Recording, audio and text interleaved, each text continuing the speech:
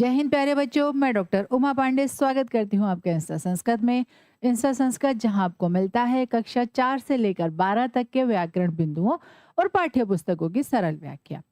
आज पाठ्य पुस्तक के अंतर्गत हम कक्षा 10 की मणिका लेकर चले हैं और उसका दूसरा पाठ हम पढ़ चुके हैं और आज हम करने वाले हैं उसका अभ्यास कार्य। आइए अभ्यास कार्य शुरू करने से पहले एक बार संक्षेप में हम इसकी कहानी को एक बार फिर से दोहरा लेते हैं। राजा बोधिसत्व जो शिवियों के राजा हुए, बहुत ही दानशील, बहुत ही उदार प्रवृत्ति के थे। उन्होंने अपनी प्रजा का पालन बिल्कुल अपने बच्चों के समान, अपने संतान के समान किया और उन्होंने अपने राज्य के चारों तरफ दानशालाएं बनवा दी, जहां से जो याचक थे अपनी इच्छित वस्तुएं, चाहे अन्न, वस्त्र, जल, जो भी उन्हें चाहिए होता था, सोना, चांदी, वो सब वहां से ले लिया करते थे। किंतु राजा के मन में फिर भी एक बात आई कि जो मेरे याचक हैं, जो मेरे अर्थी हैं, जिनको मैं दान देना चाहता हूँ, वो सिर्फ अन्न, जल, वस्त्र इन्हीं से ही संतुष्ट हो जाते हैं। वो दानवीर कितने अच्छे होते होंगे जिनसे कि याचक शरीर के अंगों को भी मांग लेते हैं।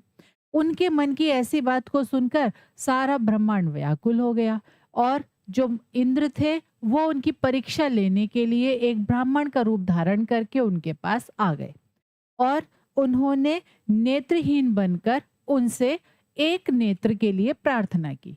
लेकिन राजा ने प्रसन्नता पूर्वक उसको अपने दोनों नेत्र दान कर दिए और फिर महाराज इंद्र ने प्रसन्न होकर न सिर्फ उनके नेत्रों को वापस किया, बल्कि उन्हें 100 योजन पर्यंत, 100 योजन तक और पर्वतों के पार भी देखने का वरदान दिया।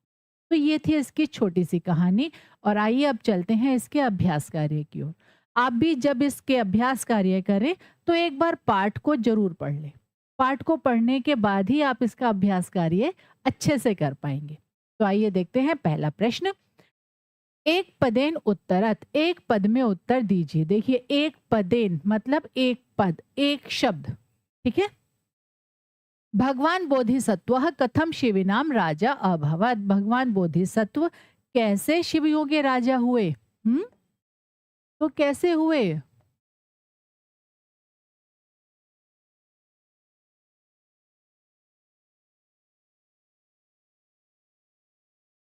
देखिए, ये एक पद है।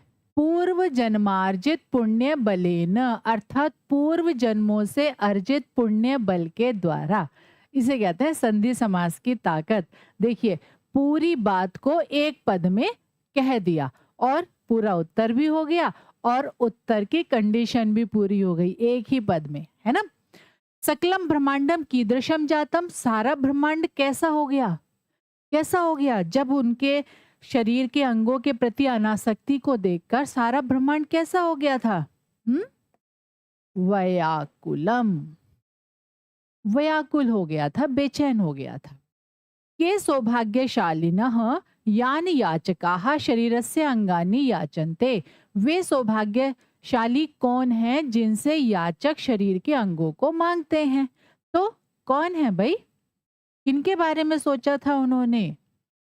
दानवीराहा, दानवीरों के बारे में ही तो बात हो रही थी। उन्होंने क्या सोचा था कि वे दानवीर कैसे हैं जिनसे याचक शरीर के अंगों को भी मांग लेते हैं। राजा वैद्योक्त विधिना नीलोत्पलम इव किम अक्षतम उत्पाटयत। तो क्या था जो उन्होंने बिना अक्षत मतलब बिना नुकसान के बिल्कुल सही सलामत उस जिसको निकाल कर दे दिया था? क्या था भाई? हम्म नेत्रम। राजा कस्य समीपे विहरति, इसमें राजा किसके समीप घूम रहे थे? हम्म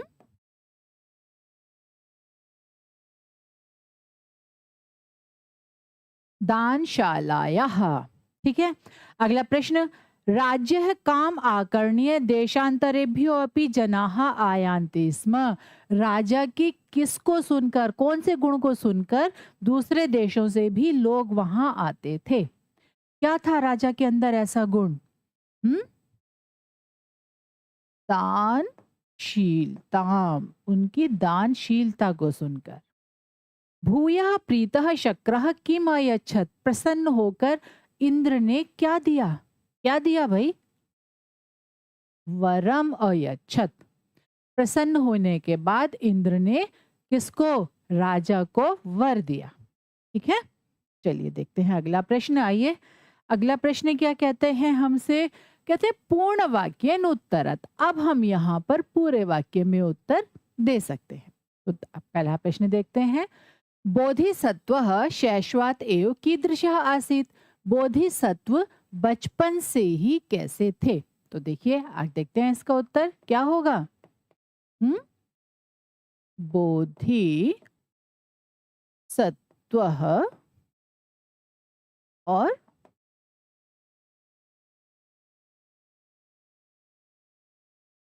शैशवात एव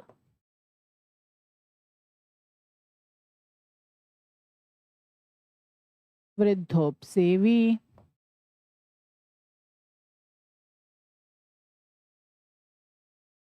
विनयशीलः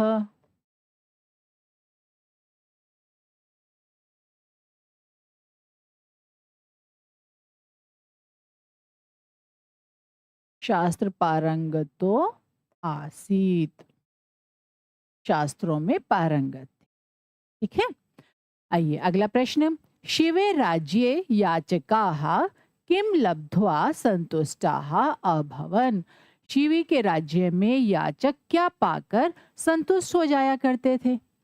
तो क्या था इसका उत्तर? क्या होगा? शिवेः राज्ये याचकाः अन्न अन्नपान वसन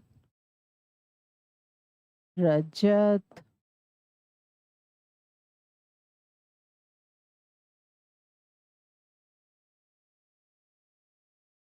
कानी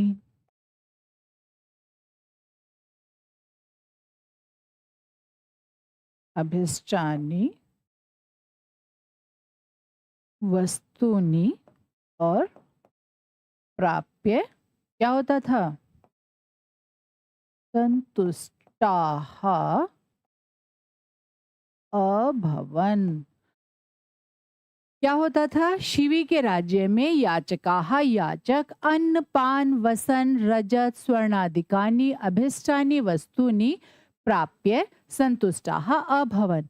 अपने अभिष्ट वस्तुओं को, कौन कौन सी? अन्न जल वस्त्र सोना चांदी आदि जो भी उन्हें चाहिए होता था, उन सबको पाकर संतुष्ट हो जाते थे। है ना? अगला प्रश्न है।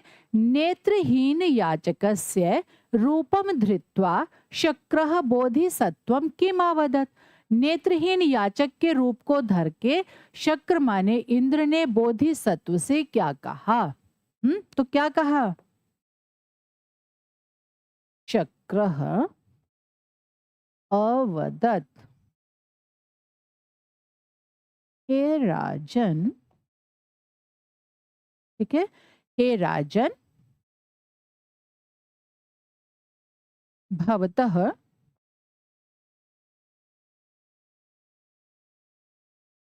दानशीलताम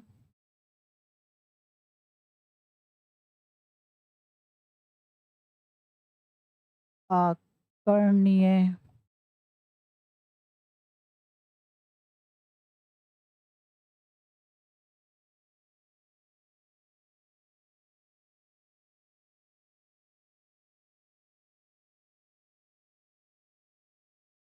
भवत समीपम और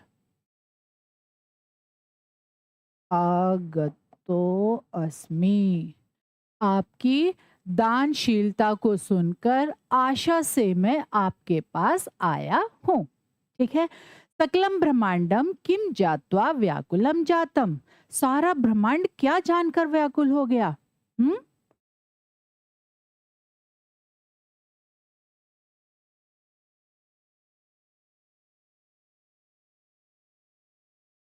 सकलम ब्रह्मांडम राज्य गात्रेष्वपि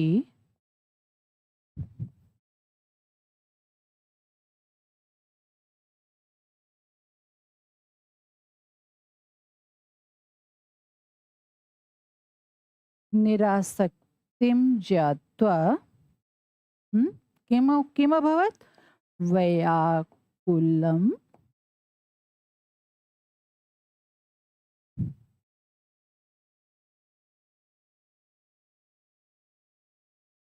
जातम्।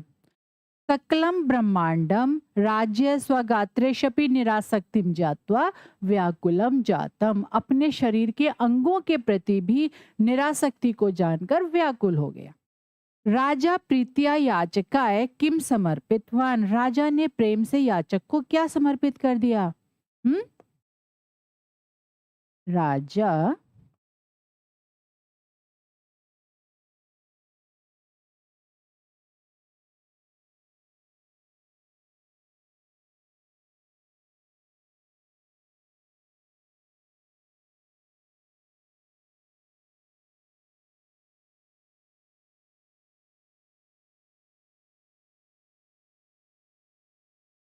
राजा प्रीत्या याचकाय चक्षुद्वयम समर्पितवान।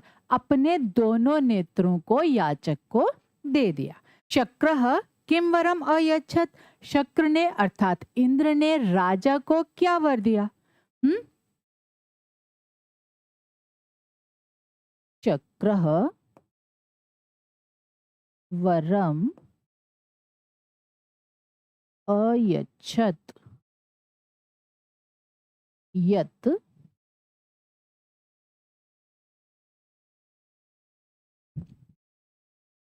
शतयोजन पर्यंतम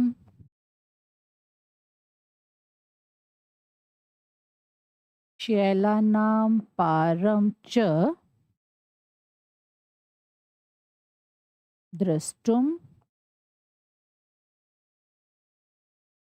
समर्थः भव। ठीक है, क्या क्या उन्होंने उनको वर दिया? शक्रः वरम अयच्छत। शक्र ने राजा को वर दिया। यत माने की शत योजन पर्यंतम, 100 योजन पर्यंत, 100 योजन तक। शैलानाम पारम च, और पर्वतों के पार भी। दृष्टुम समर्थः भव, देखने में तुम समर्थ हो जाओ। ठीक है, आइए अब चलते हैं अगले प्रश्न की ओर। अगला प्रश्न है प्रश्न नंबर 3। क्या कहते हैं? अधोलिखित कथनेषु स्थूल पदानि आधृत्य उदाहरणानुसारम प्रश्न निर्माणम क्रियताम। नीचे दिए गए जो कथन है उनमें स्थूल पदों को आधार बनाकर उदाहरण के अनुसार प्रश्नों का निर्माण क्रियताम कीजिए, किया जाना चाहिए। आइए देखें, उदाहरण भी दिया हुआ है। पहले इस उदाहरण को ही देख लेते हैं। राजा नगरस्य समन्ततः दानशालाः अकारयत्। अब देखिए यहाँ पर स्थूल पद क्या है? नगरस्य। और प्रश्न निर्माण का नियम क्या है?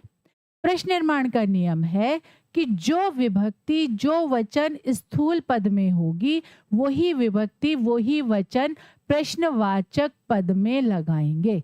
प्रश्नवाचक शब्द में वही विभक्ति वही वचन हम प्रयोग करेंगे। ये प्रश्न निर्माण का बड़ा ही साधारण सा नियम है। और इसके अतिरिक्त कुछ और भी छोटे छोटे से नियम है जो कि प्रश्न निर्माण जो हमने एक वीडियो बनाई है उसमें हमने विस्तार से बताया है। आशा है आपने उसको देख भी लिया होगा, तो आप उसको तो समझ ही चुके होंगे। आइए अब यहाँ चलते हैं। राजा नगरस्य समन्ततः दानशालाः अकारयत्। राजा ने नगर के चारों ओर दानशाला बनवाई। नगरस्य ये स्थूल पद है। अब जो विभक्ति जो वचन स्थूल पद में होगा वही विभक्ति वही वचन हम कहाँ लगाते हैं? प्रश्न बनाने के लिए प्रश्नवाचक शब्द में हम लगाते हैं। ठीक है, तो आइए अब देखते हैं। जैसे यहाँ पर राजा नगरस्य समन्ततः दानशालाः अकारयत्। अब जब इसका प्रश्न बना तो क्या बना? राजा कस्य समन्ततः दानशालाः अकारयत्। कस्य माने किसके चारों ओर, नगरस्य कस्य षष्ठी विभक्ति एक वचन ठीक है। आइए अब आगे चलते हैं। अभिष्ट वस्तुनि प्राप्य याचकाः संतुष्टाः आसन। अब देखिए यहाँ पर है याचकाः, मतलब पुल्लिंग बहुवचन। तो अब यहाँ पर क्या होगा पुल्लिंग बहुवचन में किम के रूप, कह कौ के। तो याचकाः के स्थान पर क्या आ जाएगा, के। बाकी पूरा वाक्य ऐसे ही रहेगा। दानशालासु विचरण राजा अचिंतयत। दानशालाओं में घूमते हुए राजा ने सोचा। दानशालासु स्त्रीलिंग सप्तमी विभक्ति बहुवचन, तो क्या होगा यहाँ पर कासु। देखिए यहाँ पर आपको समझाने के लिए सिर्फ स्थूल पद के स्थान पर क्या आएगा वो बताया जा रहा है। प्रश्न पत्र में जब आप प्रश्न निर्माण करेंगे तब आप पूरा वाक्य लिखिएगा, क्योंकि पूरा वाक्य लिखेंगे तो अच्छा लगेगा और प्रश्न निर्माण करने का तरीका भी यही है ना। तो आप वहां शॉर्टकट मत लगाइएगा कि चलिए हमने क्या करा, इसके स्थान पर जो आना चाहिए वो हमने लिख दिया, इतना तो टीचर समझ ही लेंगे, इतना तो जो एग्जामिनर है वो समझ ही लेंगे। बेटा वो तो बहुत कुछ समझ लेते हैं, लेकिन आप अपनी तरफ से जितना अच्छा समझा सकते हैं आप वो समझाइएगा, जितना अच्छा कर सकते हैं उतना अच्छा कीजिएगा, है ना। आगे, राजा पुत्रवत प्रजाहा पालयति स्म। प्रजाहा तो काहा स्त्रीलिंग, द्वितीय विभक्ति बहुवचन। सह राजा तान अकथयत। तान, अब देखिए तान, सह तौते तम तौ तान, द्वितीय विभक्ति बहुवचन पुल्लिंग। कह कौ के कम कौ कान। बन गया प्रश्न, बड़ा ही आसान है। मुझे लगता है सारे प्रश्नों में ये सबसे आसान होता है। राजा याचकेभ्यः दानम ददाति स्म। याचकेभ्यः, देखिए इसी में ये उत्तर भी छिपा हुआ है। केभ्यः चतुर्थी विभक्ति बहुवचन, राज याचकेभ्य, और क्या हो गया इसका प्रश्न निर्माण जब हम करेंगे तो राजा केभ्य दानम ददाति स्म, बन गया प्रश्न। ठीक है, चलिए अब आगे चलते हैं। अगला प्रश्न क्या कहता है हमसे, क्या पूछता है हमसे। अधोलिखित प्रश्नान यथा निर्देशम उत्तरत। नीचे दिए गए प्रश्नों का यथा निर्देश उत्तर दीजिए। चलिए देख लेते हैं इनके निर्देश। शक्रः तत्रैव अंतर्हितः अभवत। शक्र माने इंद्र, तत्रैव माने वहीं पर ही, अंतर्हितः अभवत अंतर ध्यान हो गए। ये है हमारा वाक्य। अस्मिन् वाक्य विशेषण पदम किम। इस वाक्य में विशेषण पद क्या है, तो पहले देख लेते हैं विशेष्य क्या है जिसकी विशेषता बताई गई है। शक्रः तत्रैव अंतर्हितः अभवत, इंद्र वहीं पर अंतर ध्यान हो गए। तो अंतर ध्यान कौन हो गया, इंद्र। तो इंद्र तो हो गए विशेष्य और अंतर्हितः ये हो गया हमारा विशेषण। यहाँ इन्होंने विशेषण पूछा है। अगर विशेष्य पूछते तो हमारा उत्तर इंद्र होता, शक्र होता, और विशेषण पूछा है तो क्या है हमारा उत्तर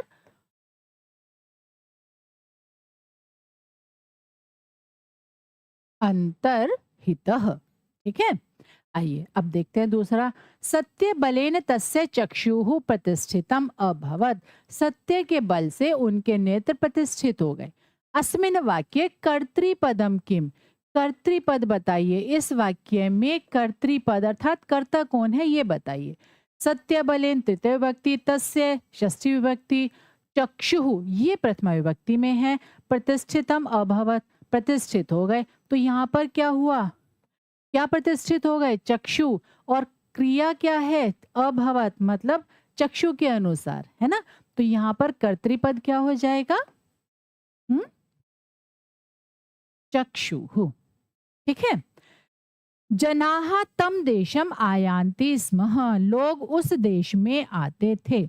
अस्मिन् वाक्ये विशेष्य पदम किम। इस वाक्य में विशेष्य पद बताइए।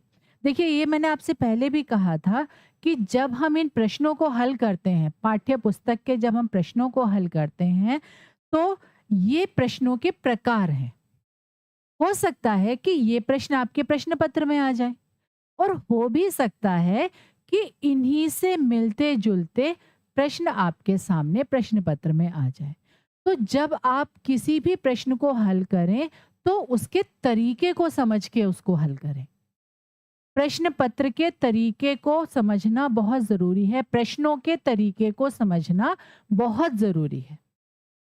अगर प्रश्नों के तरीके आपको समझ में आ गए, उसको कैसे हल करना है ये आपने समझ लिया, फिर आप चाहे ये प्रश्न आ जाए या इनसे मिलते-जुलते, फिर आप आराम से उनको हल कर सकते हैं। लेकिन यदि आपने सिर्फ इन प्रश्नों को रट लिया, इनके उत्तरों को रट लिया, तब क्या हुआ? अगर इनसे थोड़े से अलग प्रश्न आएँगे आ जाएँगे, तो फिर आप परेशान हो जाएँगे। तो इसीलिए आपको क्या करना है, प्रश्नों को समझना है, उनको हल करने का तरीका समझना है। पाठ आप पढ़ ही लेंगे अच्छे से, फिर चाहे कोई भी प्रश्न पूछ ले, फिर तो कोई परेशानी होनी नहीं चाहिए, फिर तो आप अच्छे से कर ही लेंगे, है ना? देखते हैं इसको। जनाः तं देशम आयान्ति स्मः, लोग उस देश में आते थे। अस्मिन् वाक्ये विशेष्य पदम किम, देखिए ऊपर हमसे विशेषण पूछा था, यहाँ हमसे विशेष्य पूछ लिया है। चलिए, जनाः लोग, ये तो हो गया कर्ता, तम देशम आयान्ति स्म, उस देश में आते थे। तो देश तो हो गया हमारा क्या, विशेष्य, और तम हो गया हमारा विशेषण। तो यहाँ पर इन्होंने क्या पूछा है हमसे, विशेष्य, तो उत्तर क्या हो जाएगा हमारा, देशम। ठीक है। अर्थिनः तु धन लाभ मात्रेण संतोषम भजन्ते, अत्र परितोषः अस्मिन् अर्थे किम पदम प्रयुक्तम, कहते हैं यहाँ पर परितोष इस अर्थ में क्या पद को प्रयोग किया गया है। अर्थिनः मतलब जो धन को चाहने वाले हैं या जो इच्छुक हैं या जो याचक हैं, वो धन लाभ के मात्र से धन को ही प्राप्त करके संतोष प्राप्त कर लेते हैं, संतुष्ट हो जाते हैं। तो संतोषम, परितोषम, संतोषम समान अर्थ होगा इनका, है ना? ठीक है। अब चलते हैं अगला। शत योजन पर्यंतम शैलानाम पारम च द्रष्टुम समर्थः भव, अत्र असमर्थः अस्य विलोम पदम किम प्रयुक्तम। असमर्थ का विलोम पद क्या है इस वाक्य में, 100 योजन पर्यंत और पर्वतों के पार भी देखने में समर्थ हो जाओ, तो असमर्थ का विलोम होगा समर्थ, है ना? समर्थः। बोधिसत्वः शिविनाम राजा अभवत, अत्र क्रियापदम किम, ये तो बहुत ही सरल है, अभवत।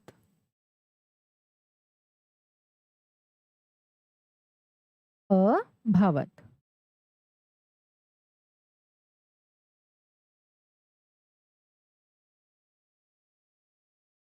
ठीक है। चलिए अब चलते हैं अगले प्रश्न की ओर। अगला प्रश्न क्या है, कहते हैं समुचितम अर्थम मेलयत, समुचित अर्थ को मिलाइए। देखिए यहाँ पर कुछ शब्द दिए गए हैं और उन्हीं के अर्थ सामने दिए गए हैं संस्कृत में ही।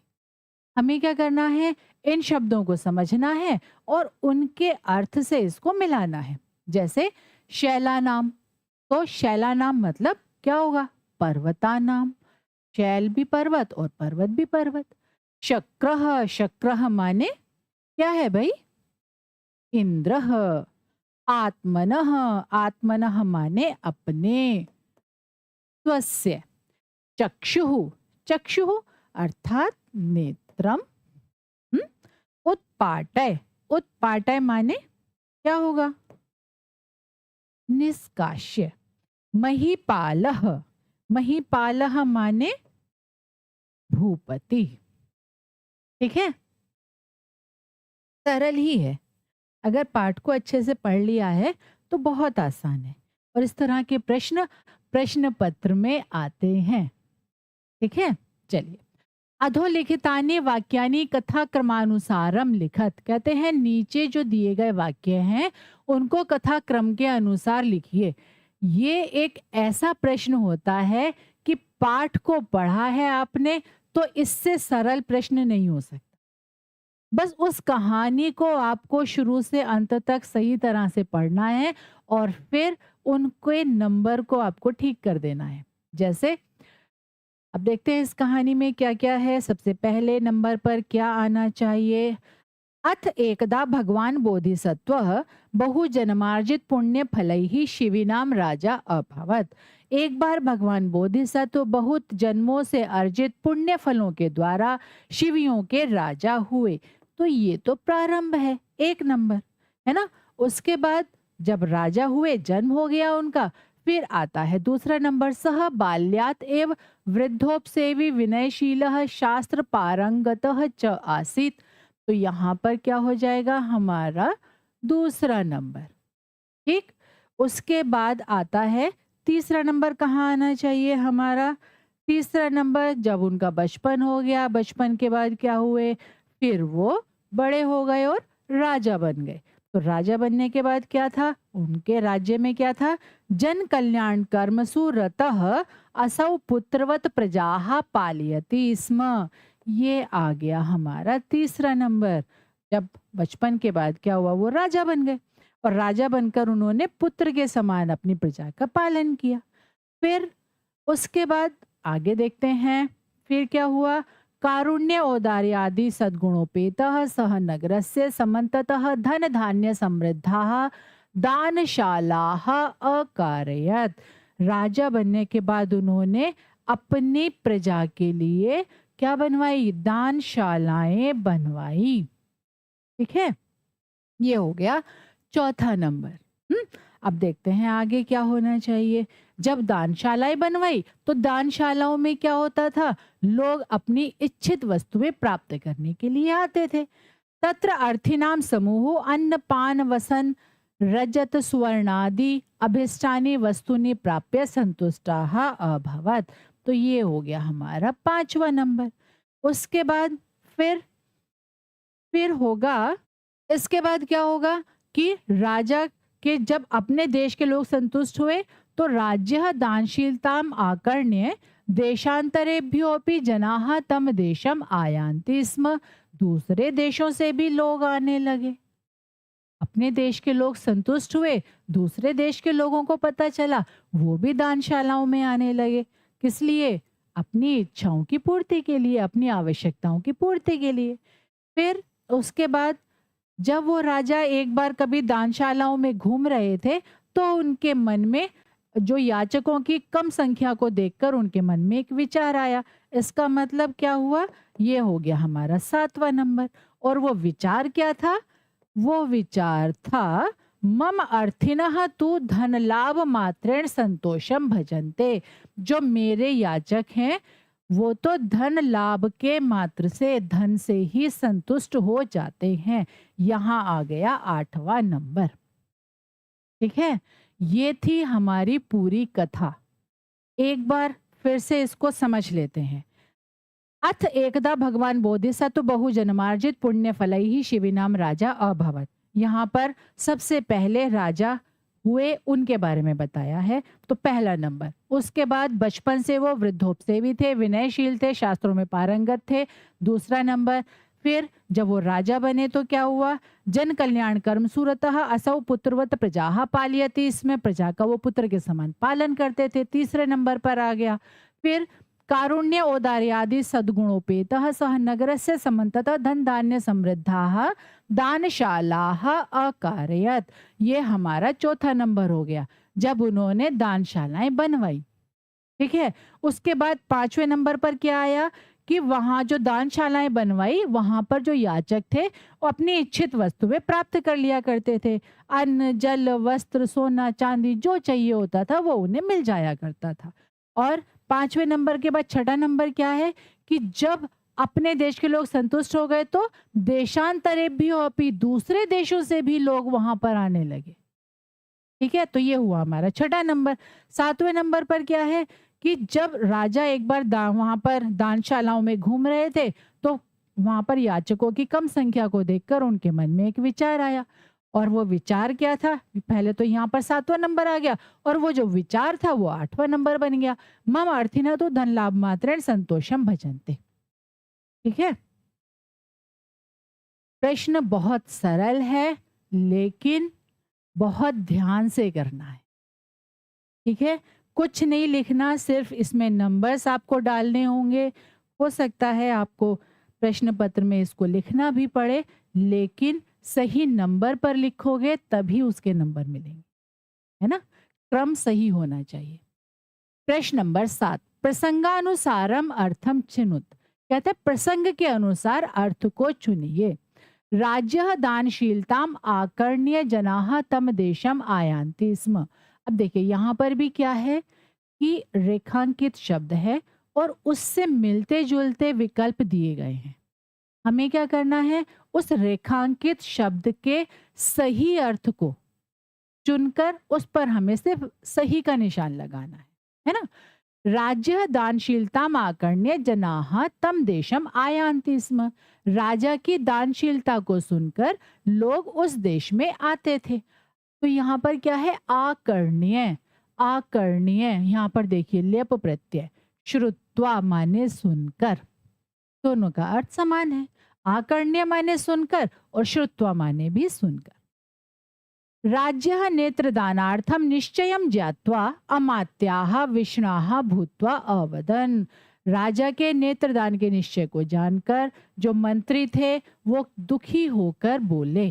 तो दुखी होना क्या है, विष्णाः मतलब खिन्नाः। ठीक है, यदि भवान प्रीतः तदा त्वत्ततः एकस्य चक्षुषः दानम इच्छामि। यदि आप प्रसन्न है तो मैं आपसे एक नेत्र का दान की इच्छा करता हूं, है ना? तो यहाँ पर चक्षुषः माने नेत्रस्य। एकदा राजा सरोवरस्य समीपे विहरति। सरोवरस्य, सरोवर को तड़ाक भी कहते हैं। न अयम चिरम परिकलेशम अनुभवितुम अर्हति। अयम माने यह, एषः माने भी यह। सकलम ब्रह्मांडम व्याकुलम संजातम। सकलम माने संपूर्णम। ठीक है, चलिए देखते हैं अगला प्रश्न। प्रश्न नंबर 8, अथ केचन विग्रहा दत्ता। यहाँ पर कुछ विग्रह दिए गए हैं। कोष्ठकात् चित्वा, कोष्ठक से चुनकर, क्रमानुसारम समस्तानि पदानि लिखत। क्रम के अनुसार समस्त पदों को लिखिए। तो देखिए यहाँ पर समास के विग्रह हैं और यहाँ पर इनके क्या दिए गए हैं, समस्त पद दिए गए हैं। समास के विग्रह और समस्त पद। हमें क्या करना है, इन विग्रहों से मिलता जुलता मतलब इन विग्रहों का समस्त पद हमें यहाँ से ढूंढना है और यहाँ लिख देना है। ठीक है, चलिए अब देखें। निर्गता बाधा यस्यासा। देखिए समास में एक बात का ध्यान रखिएगा, विग्रह हो या समस्त पद हो, जो पद विग्रह में प्रयोग होते हैं वो पद समस्त पद में जरूर मिलते हैं। थोड़ा बहुत छोटा मोटा अंतर होता है लेकिन वो समस्त पद में जरूर मिलते हैं। और यही एक ट्रिक है जिससे आप इस प्रश्न को सरलता से हल कर सकते हैं। निर्गता बाधा यस्यासा, जिससे बाधा निकल जाए तो क्या होगा, निर्बाधा, बाधा से रहित हो गया ना। देखिए बाधा यहाँ पर भी है, बाधा यहाँ पर भी है। निर्गता माने निकल गई, यहाँ पर भी निर्बाधा है ना। दूसरा है धान्य समृद्धा, धान्य से समृद्ध। तो देखिए ये देखिए धान्य समृद्ध, ये हो गया। फिर है विनयः शीलम यस्य स। विनय ही शील है जिसका, विनयशील। वृद्धान उपसेवितुम शीलम यस्य स। वृद्धों की सेवा करना ही जिसका व्यवहार है ना। तो वृद्धोपसेवी। शक्रस्य प्रभावेण, क्या होगा, शक्र प्रभावेण, है ना। शास्त्रेषु पारंगतः यः स। जो शास्त्रों में पारंगत है, शास्त्र पारंगतः। ठीक है, चलिए अगला प्रश्न। प्रश्न नंबर 8 हो चुका है हमारा। अब चलते हैं प्रश्न नंबर 9 की तरफ। अधोलिखितानां सूक्तीनां अधः संबद्धाः पाठांतर्गत पंक्तयः लिख्यन्ताम्। कहते हैं नीचे दी गई जो सूक्तियां हैं उनके नीचे संबद्ध पाठांतर्गत मतलब पाठ में आई हुई पंक्तियों को लिखिए। यहाँ पर कुछ सूक्तियां दी गई हैं और क्या कहा है कि इनसे संबंधित जो पाठ में जो लाइनें आई हैं, जो पंक्ति आई हैं, वो आप यहाँ पर लिख दीजिए। न त्वम अहम कामये राज्यम न स्वर्गम न पुनर्भवम। तो ये राजा ने कहा था। क्या कहा था? अब सही पंक्ति पर आ जाते हैं। हम्म नाहम स्वर्गम न मोक्षम वा कामये। ना हम स्वर्गम न मोक्षम वा कामये। ठीक है, अब देखते हैं आगे। हुतम च दत्तम च सदैव तिष्ठति। हवन किया हुआ और दिया हुआ हमेशा रहता है। तो क्या होगा?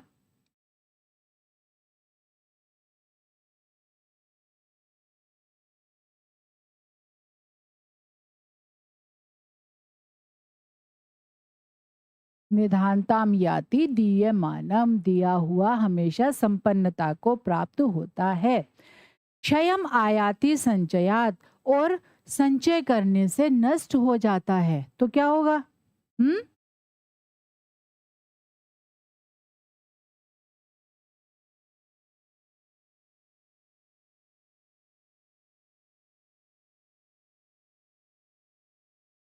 अदीयमानम निधनैक निष्ठम। ये थी क्या? ये सूक्तियों के लिए जो पंक्तियां पाठ में प्रयोग की गई हैं। ठीक है, अब चलते हैं अगले प्रश्न की ओर।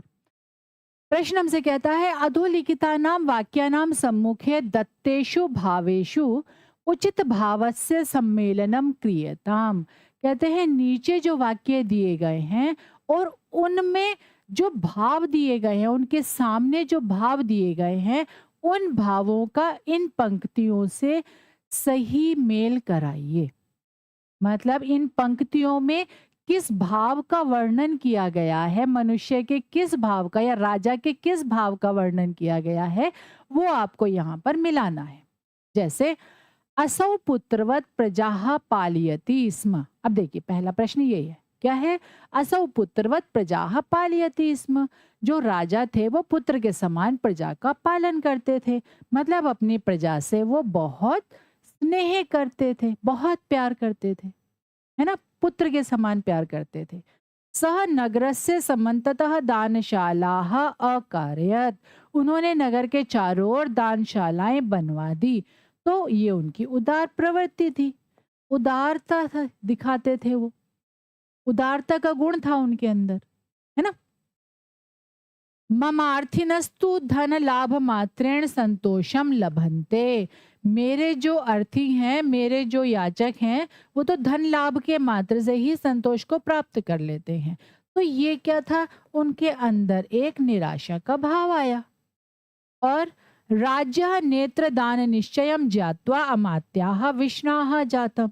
जो राजा के नेत्र दान करने के निश्चय को जानकर जो मंत्री थे वो क्या हुए? दुखी हो गए थे। दुखी हो गए थे ना।